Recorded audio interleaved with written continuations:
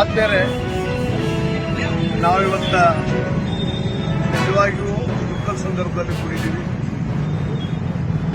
ಒಂದು ದೈವಿ ಸ್ವರೂಪ ಅಂತ ನಮ್ಮ ತ್ರಿವೇಣಿ ಸಂಗಮಕ್ಕೆ ಹೋಗಿ ಪವಿತ್ರ ಸ್ನಾನ ಮಾಡಿಕೊಳ್ಳುವಂತ ದುರ್ದೈವದಿಂದ ನಮ್ಮ ಈ 7 ಜನ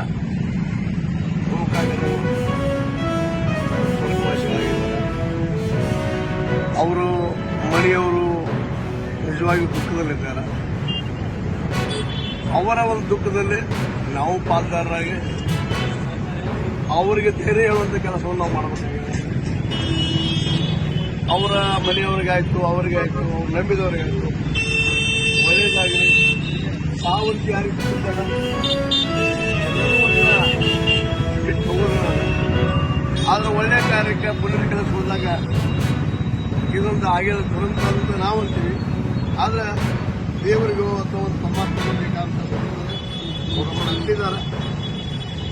ಅವರ ಆತ್ಮಗಳಿಗೆ ಒಂದು ಶಾಂತಿ ನೆಮ್ಮದಿ ಸಿಗದಂತೇಳಿ ಈ ಸಂದರ್ಭದಲ್ಲಿ ಪ್ರಾರ್ಥನೆ ಮಾಡ್ತಾ ಅವರಿಗೆಲ್ಲ ಮತ್ತು ಅವ್ರ ಮನೆಯವರಿಗೆಲ್ಲ ಈ ದುಃಖ ನಿವಾರಿಸುವಂತ ಕಡಿಮೆ ಮಾಡುವಂತ ಕೆಲಸ ನೀವೆಲ್ಲ ಏಕತಾ ಫೌಂಡೇಶನ್ ಮಾಡಿದ್ದೀರಿ.